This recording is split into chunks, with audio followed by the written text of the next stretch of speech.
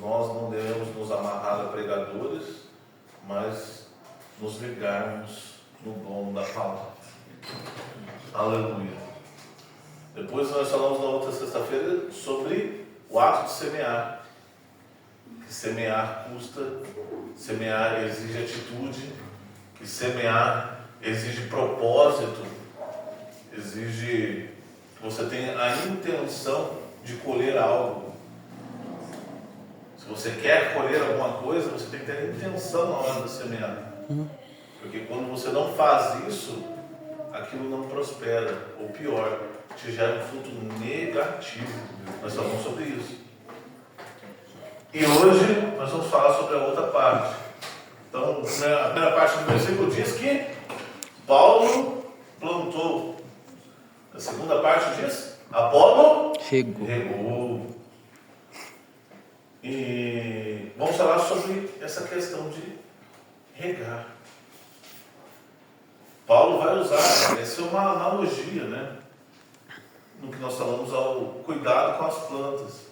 Ele está fazendo uma comparação, usando uma metáfora, para dizer que ele plantou e Apolo regou. E regar, irmãos,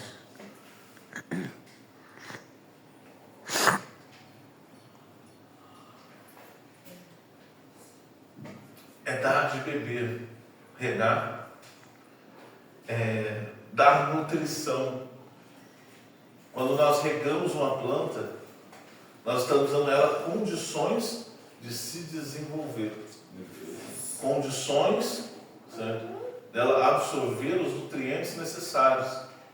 Dela fazer o que é necessário para ela. A gente não alimenta a planta, porque a planta faz o seu próprio alimento. Mas a gente rega. É necessário regar. Todos que plantam têm que continuar regando.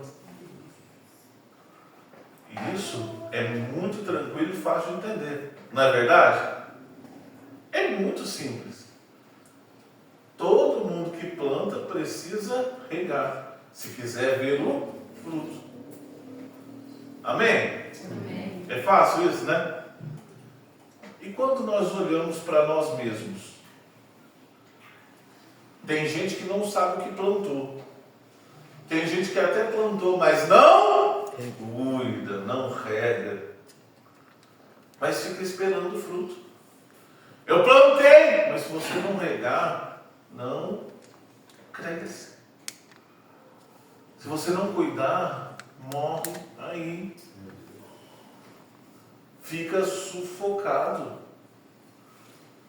Quando nós olhamos para a palavra do Senhor, não adianta nós queremos plantar qualquer coisa e não cuidar daquilo que plantamos.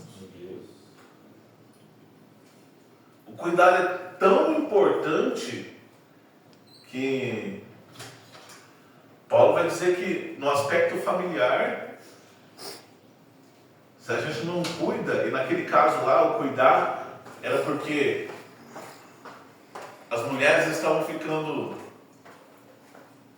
velhas, né, viúvas, não tinha quem cuidasse delas, não tinha uma aposentadoria, não tinha coisa assim. E os filhos bonitão da igreja não queriam ajudar a sustentar suas próprias mães.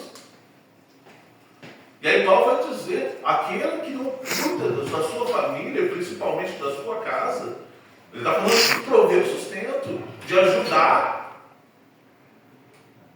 Está vendo a pessoa passando fome, não vai ajudar. Se a gente ajuda o estranho, não vai ajudar os de casa.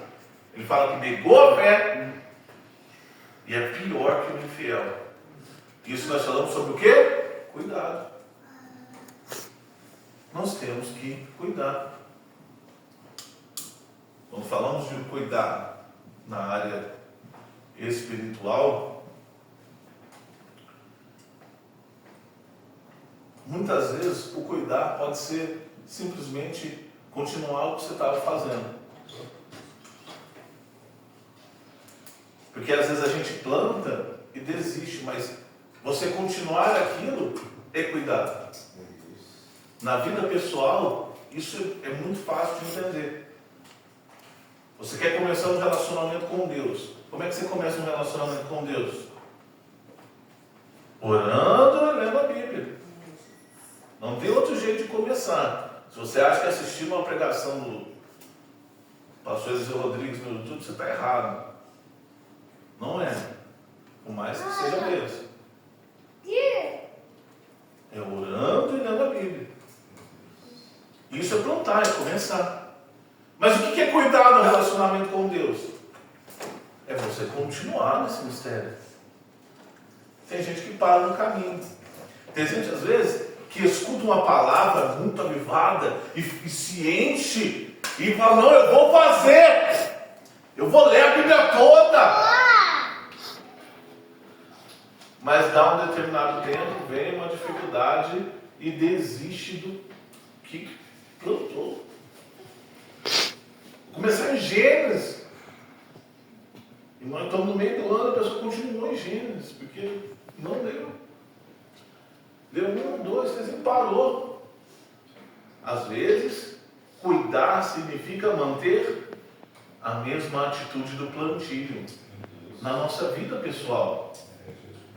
E quando eu estava estudando sobre isso, uma coisa que às vezes não é falada na igreja, e sim, talvez eu não vejo falar, é que uma das coisas que fazem parte do cuidado,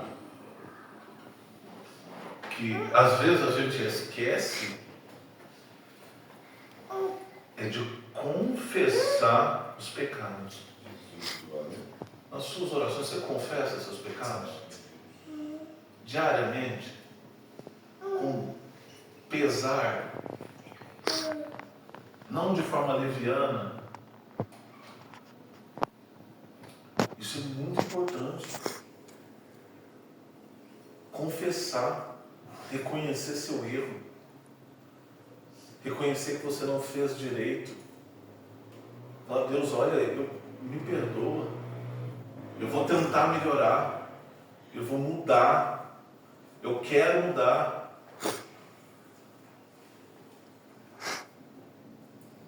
William, eu já fiz isso, mas voltei a pecar. Cuidar é continuar fazendo. Não é desistir.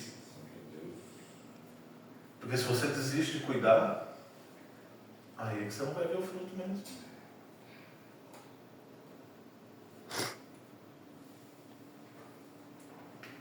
Jesus é pronto a perdoar, mas Ele ainda exige que a gente se arrependa e confesse.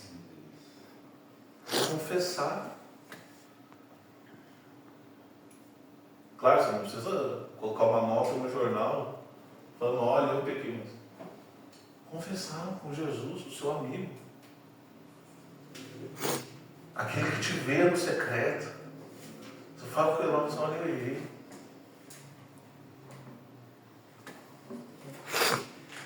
Você está orando e fala, eu errei. Me perdoa. Tem misericórdia de mim. Me ajuda. Me dá discernimento. Ou às vezes não é um pecado cometido, mas é uma omissão. Você sabia que omissão também é pecado, né? Tem o pecado de comissão. O que é o pecado de comissão? É aquilo que você comete, aquilo que você faz, uma atitude. E tem um pecado de omissão. É quando você tinha oportunidade, Deus queria lhe usar, é quando você tinha algo para fazer. Mas você falou, não vou fazer, vou ficar quietinho. E está ardendo no seu para fazer, mas você não vai fazer. Vou ficar quietinho.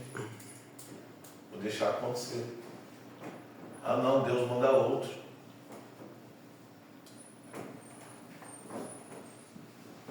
Isso é pecado também. E precisa ser confessado. Precisa ser reconhecido. Meu Deus. Quando nós falamos sobre cuidar, é nós fortalecermos a nossa vida espiritual. Eu estou falando da vida pessoal, é claro. Na vida pessoal, é você e Deus. é cuidar. Na vida pessoal, é você se alimentar daquilo que presta, daquilo que é bom, que faz bem para a saúde. Se alimentar da palavra do Senhor, se alimentar de livros que são bons, se alimentar de palavras boas. Eu já disse aqui algumas vezes, a palavra do Senhor diz que a fé vem pelo ouvir, né? Todo mundo já escutou isso. Ouvir a palavra de Deus. Mas o contrário também é verdade. A falta de fé vem por ouvir a palavra de Deus. Toda hora você só escuta a palavra do mundo, só fica focado nas coisas do mundo, certo? Colocando a tua esperança nas coisas do mundo. Por exemplo, a nossa salvação, nós cremos que quem nos abençoa, quem nos prospera, quem nos dá vitória é Jesus. Amém? Amém. Mas nada te impede de você ter uma posição política. Não impede de maneira nenhuma. Você pode ter uma posição política. O que você não pode é depositar todas as suas fichas naquele político. Depositar todas as suas fichas naquele projeto de poder público. Você não pode fazer isso. Por que não pode? Porque é Jesus que nos abençoa. Na Bíblia, várias vezes, nós vemos pessoas sendo abençoadas por Deus, enquanto o mundo em volta está em fome. É interessante que do capítulo 12 ao capítulo 13 de Gênesis, Deus chama Abraão e diz que o lugar lá teve fome. Abraão vai para um lugar e quando ele volta rico, cheio de posses. Enquanto todo mundo está passando fome, Deus está abençoando ele. O que é isso? É depender de Deus. Ah, William, mas você está falando que todo mundo vai ficar rico? Não. Eu estou falando que a nossa esperança primeiro vem em Jesus. E depois na tua posição política, pode ser. Não tem problema nisso.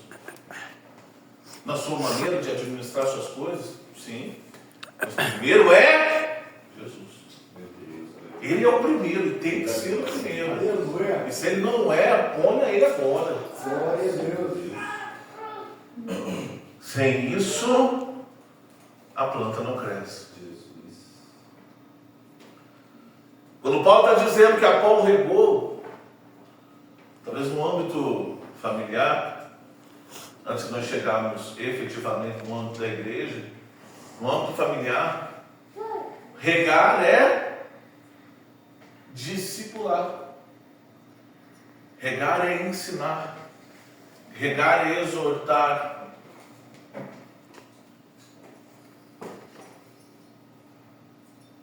Isso é muito importante.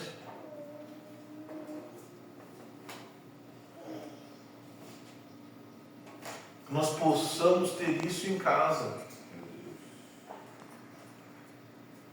É bem verdade que nem sempre isso é possível de maneira fácil. Mas nós temos que lutar para isso. Nós temos que tentar. Nós temos que talvez aproveitar uma oportunidade com sabedoria para deixar a palavra de Deus fluir. Quando nós olhamos para o nosso lar, nós precisamos fazer isso.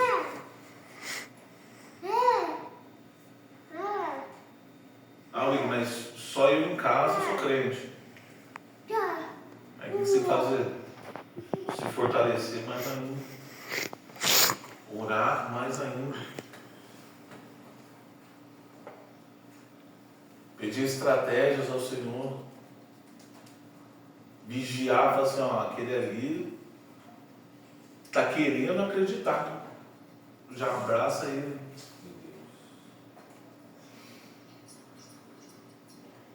Às vezes é necessário um milagre. Estava contando na escola dominical, o caso que a gente ouviu com o pastor Lucinho. Tinha um egípcio que se converteu. E lá, a família, lá é proibido, certo? Onde eles estavam.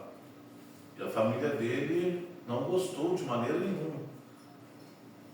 Mas ele continuou crente lá na família dele. Viveu com eles e em 2 semanas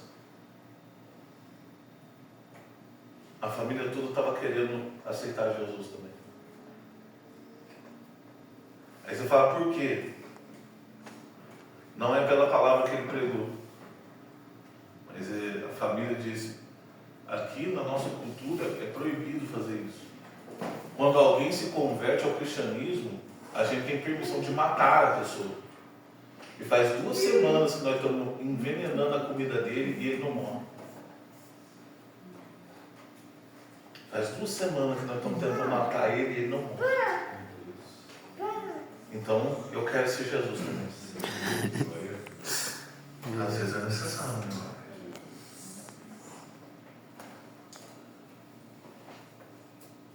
Que nós possamos ter fé. Aleluia. Mas para isso tem que aguentar. As pancadas vêm. E como é que aguenta as pancadas se a gente não está fortalecido espiritualmente? Não aguenta. Se você não está em oração, quando a primeira pessoa vir falar assim, ganhar dinheiro é melhor, você vai para trás da pessoa. Olha eu aqui na piscina enquanto você não tem nada. Eu vou. Olha eu comendo o bolo melhor quando você não tem nada. Se você não está fortalecido, você vai. Não é isso que diz a palavra do semeador? A semente que caiu no meio dos abrolhos, dos espinheiros. Por que ela não deu certo? Porque o abrolho significa os cuidados desse mundo. E os cuidados desse mundo vão sufocando. Por isso eu não posso querer comer bem. Pode querer comer bem sim. Mas primeiro a palavra tem que estar germinada. Primeiro a palavra tem que estar regada. Aleluia.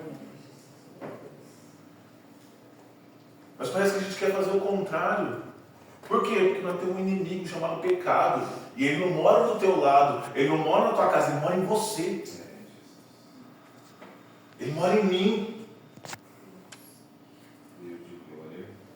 E se você não vigiar, é ele que você vai alimentar e regar. E se você alimentar e regar ele, o que acontece? O fruto não é bom. A palavra de Deus diz que vem o fruto ou as obras da carne.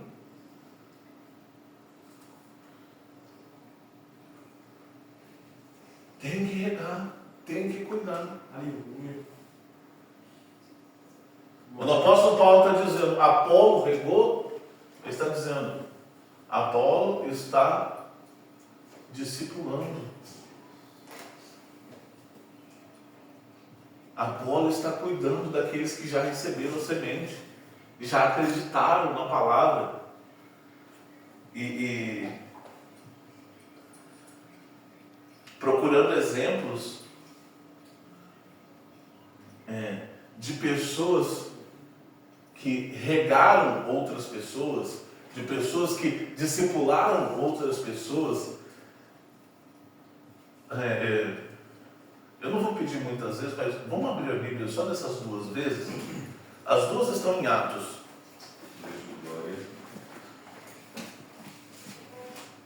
Primeiro é Atos 11.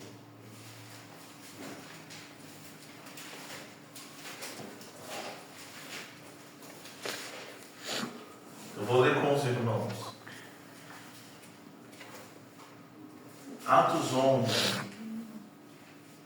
Alguém que regou, que trabalhou como um regador, que cuidou de uma semente que já foi plantada. Atos 11.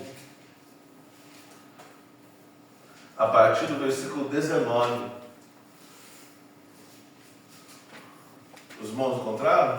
Sim. Atos 11, 19 diz assim: e os que foram dispersos pela perseguição que sucedeu por causa de Estevão, caminharam até a Fenícia, Chipre e Antioquia, não anunciando a ninguém a palavra, senão somente aos judeus. Então, quando alguém pregava para judeu. E havia entre eles alguns homens cíprios e cirenenses, os quais, entrando em Antioquia, falaram aos gregos, anunciando o Senhor Jesus.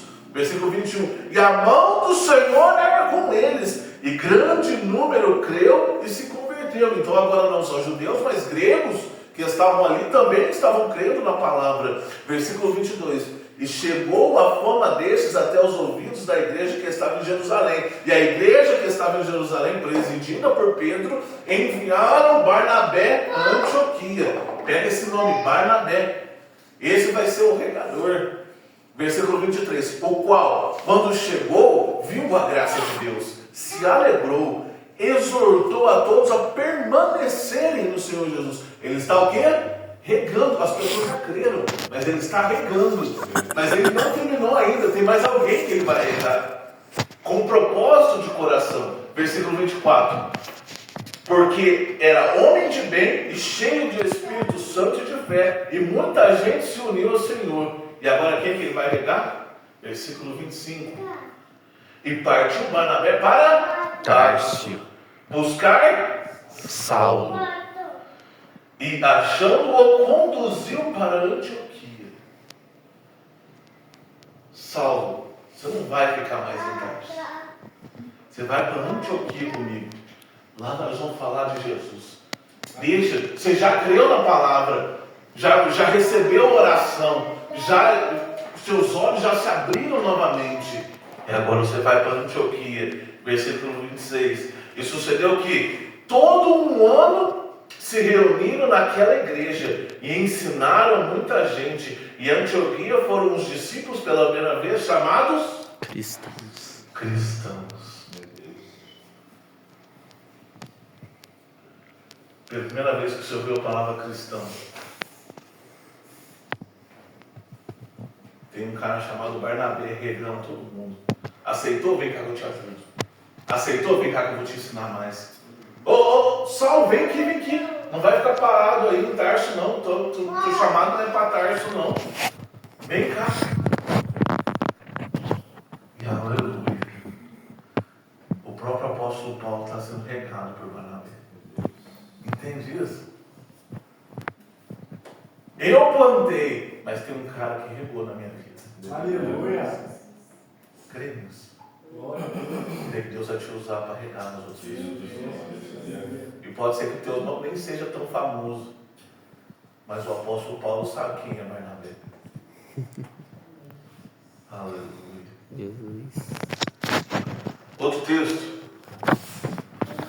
Atos 18.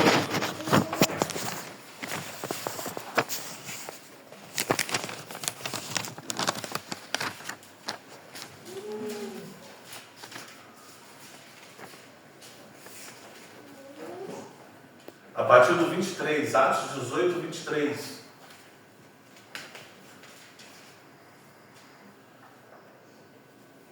Diz assim a palavra do Senhor.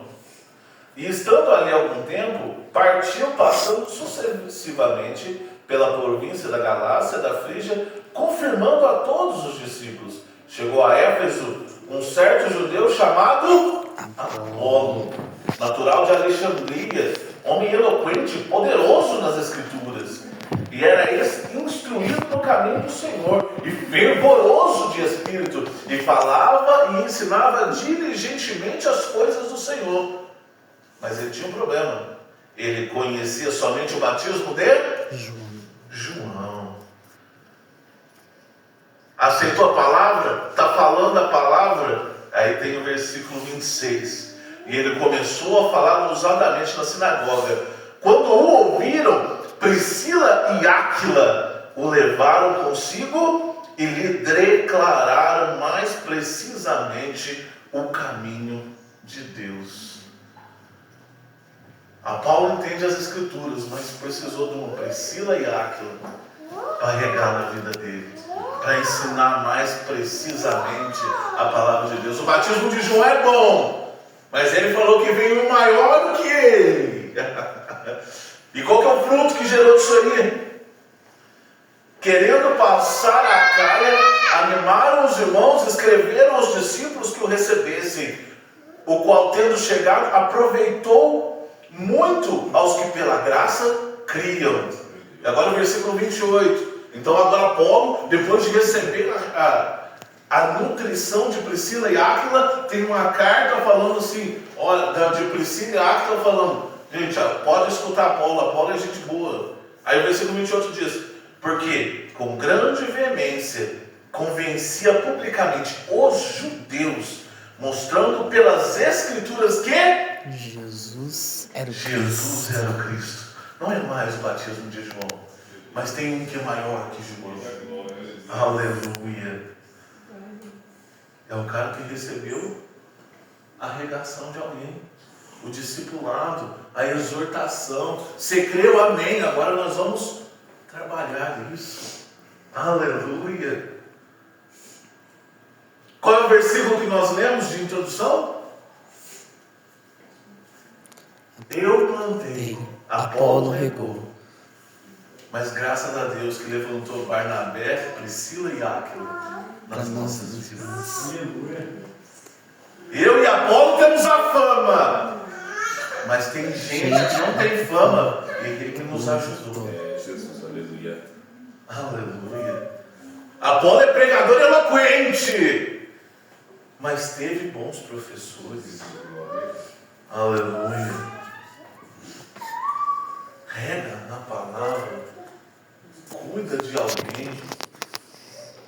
Ele é difícil, lógico que é difícil, gente. Não é fácil, não. É complicado, claro que é. Nós temos inimigos. E se você não reconhece que tem inimigo, você dançou. Não é difícil por acaso. Quem acha que aceitar a palavra, semear a palavra, regar a palavra é difícil por acaso, está viajando na maionese. É difícil porque nós temos um inimigo que atrapalha, que coloca empecilho, que vem com dardos inflamados, com setas. E se você não se proteger, você dança. William, o que é inimigo? O primeiro inimigo nosso, nós já falamos isso na hora de plantar, mas na hora de regar o inimigo é o mesmo. A distração. Se a gente se distrai o tempo todo, não tem tempo de cuidar daquilo que Deus te deu. Mais uma vez, a gente falou, não é uma questão de eu não posso me distrair nem um pouco, ou não posso fazer alguma coisa que eu gosto, lazer, não é isso. Mas infelizmente, no mundo que a gente vive hoje, as pessoas são voltadas para o lazer. São voltadas. E eu já disse aqui algumas vezes, quando você chega qualquer pai aí que não acredita em Deus, o que ele quer para o seu filho? Que ele estude, que ele tenha um bom emprego, um negócio, que ele ganhe muito dinheiro. Para quê? Para ter lazeres, prazeres. É só para isso.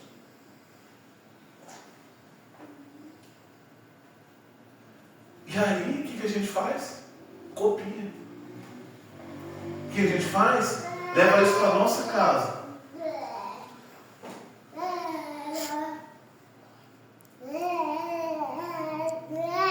Não podemos ser desse jeito. Não podemos ser, que a gente possa melhorar. Que a gente possa ficar vigilante.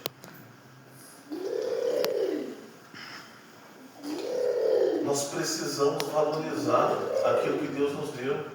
E como é que você valoriza aquilo que Deus te deu? Colocando as coisas de Deus em primeiro lugar. A sua vida com Deus em primeiro lugar. Abrindo mão de conforto, renunciando coisas para que isso aconteça. Porque você acha que Satanás não vai te colocar nessa condição? Você está enganado. A primeira coisa que ele vai fazer é te colocar nessa condição. Não foi o que nós ouvimos no domingo? Jesus está de boa fazendo o jejum dele. Satanás não tem nada com isso, mas ele aparece lá e fala: transforma essas pedras em pão. Supra a sua necessidade. Nunca foi pecado comer. Pode fazer. Nós sabemos, eu sei que você tem condição de fazer. Faz aí, transforma aí. Se Jesus não está preparado, ele ia fazer. Alguém vai dizer assim, mas ele estava com fome. O que ele tem de se alimentar? Não era o propósito do Senhor. Não era o propósito do Senhor. E nós sabemos o quanto que Deus é fiel com questão de propósito. Deus é tão fiel em questão de propósito que o propósito não tem a ver com competência, não tem a ver com habilidades, não tem a ver com o seu poder de maneira terrena, falando, né, os poderes humanos, né, a influência, a sabedoria humana. Quando Deus chama alguém, Ele não procura nada disso. Ele não precisa de nada disso. Não é valioso, não é diferente. Por exemplo, quando alguém vai fazer uma entrevista de emprego, quem está entrevistando sabe que habilidades ele quer, a pessoa precisa ter. Estou entrevistando uma pessoa para trabalhar na cozinha. Aí pergunto, você sabe mexer com faca? A pessoa, não. A pessoa, vai dar muito certo.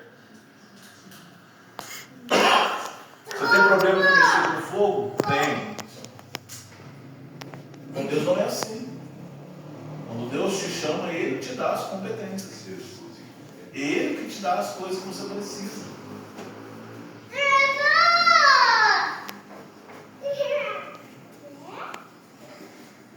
Que nós possamos lembrar disso. Que às vezes a gente esquece disso e acha que a gente tem que resolver. Ou melhor, a gente não faz nada porque fala que não nasceu com o dom. A gente não faz nada porque fala que não tem esse talento. Mas se Deus te chamou para fazer, é Ele que dá o talento. Mas o talento não chegou ainda. O que eu tenho que fazer? Continuar orando. Se esforçando. É por isso que quando ele vai falar para Josué, o que ele fez? Ele assumiu o posto de Moisés. Então imagina, Moisés era o cara na época, é o cara, o único com coragem para subir no monte e falar com Deus. A maioria das pessoas, quando viram o monte fumegando, falam assim, não, Moisés, é o Senhor. Não, a gente não quer ir, não. Na hora que viram o poder da presença, falam, não, Moisés, se vira lá. Moisés faleceu, Josué recebeu uma palavra de Deus. Deus fala para ele o quê? Josué, você tem que ter Bíblia, esforço e bom ânimo. Foi o que ele falou. Não esquece o livro da lei, esforça-te e tem bom ânimo. Ele não falou, seja super inteligente. Ele não falou, treine exércitos enormes. Não. É Bíblia, esforço e bom ânimo. Você está tendo esses três? Comece a orar por isso.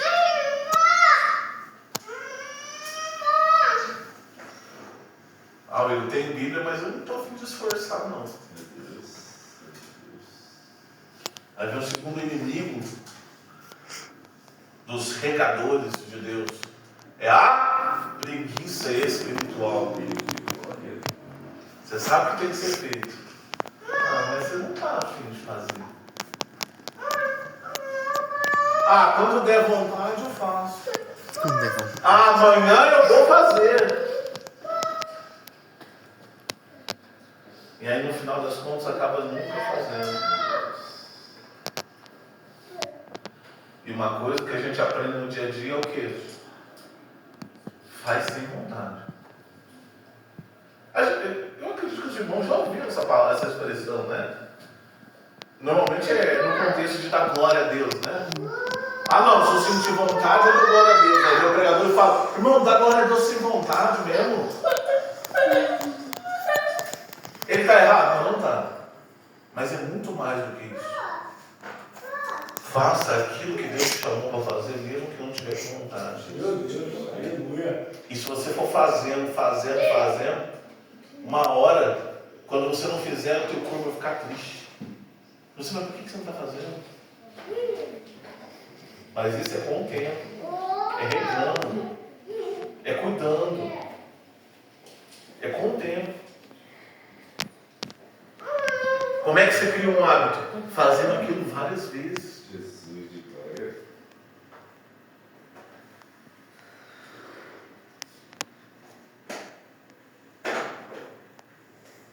Quer largar a mão na preguiça? Tem que fazer mesmo sem ter vontade. Até porque, quando Deus falou que é mandamento você precisa ter vontade para obedecer? Não, você precisa obedecer. Sim. Acabou. Sempre. Tem Bíblia, tem esforço. O que falta? Bom ânimo.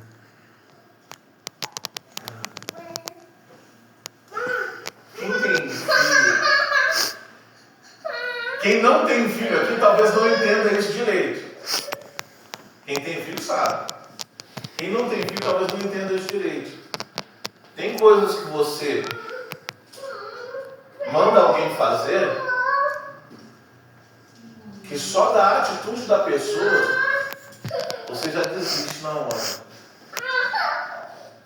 A pessoa vai fazer o que você mandou, mas ela está tão desanimada para fazer, mas ela está tão empurrada para fazer, que você se arrepende de ter pedido para Jesus de Nazaré.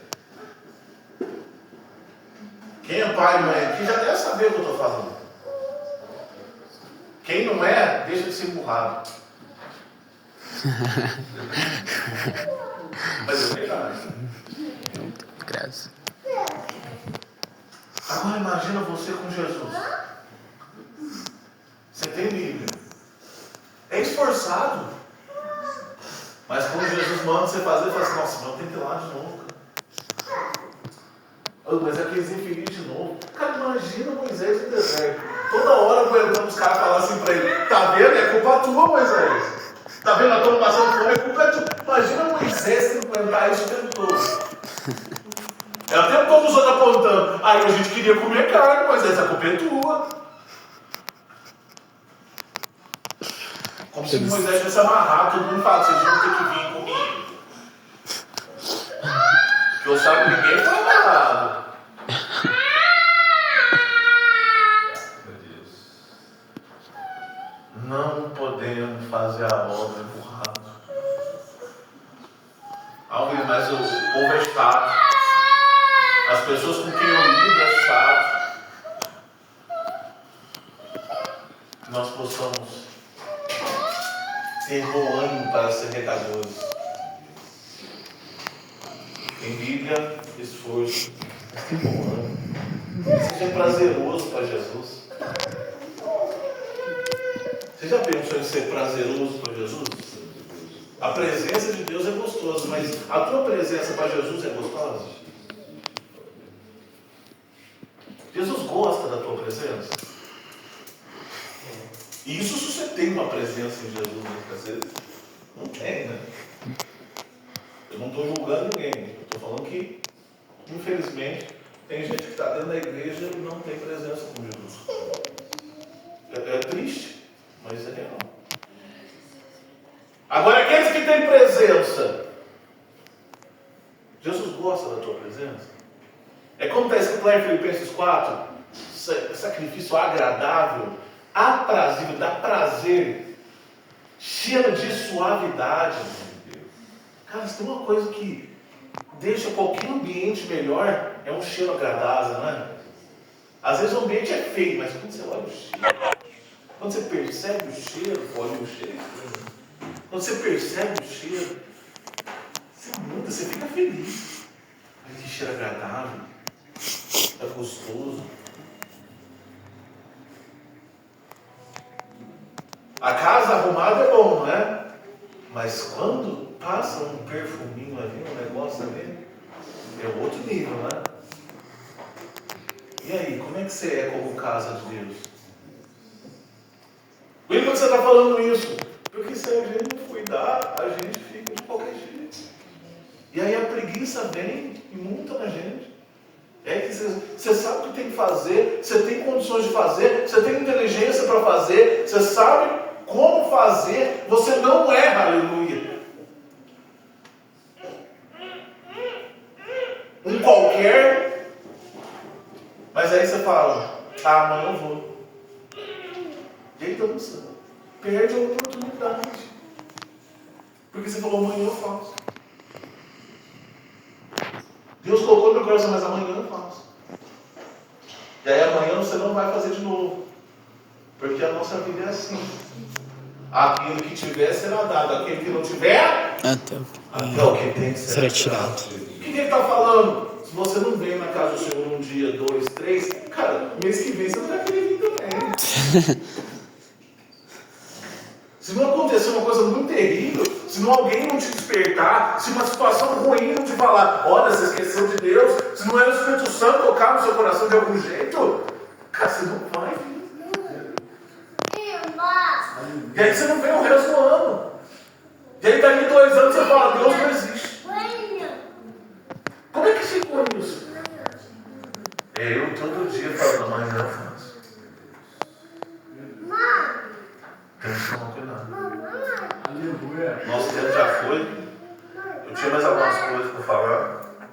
Vamos deixar para uma próxima oportunidade. Próxima oportunidade é sexta-feira que vem. Pode ir. Mas que Deus possa abençoar, cara. Que Deus possa valorizar, ou melhor, que você possa valorizar o ministério de regador que Deus te deu, de discipulador, de exortador. Que essa disciplina esteja no teu coração para você, para a sua família, aqui na igreja.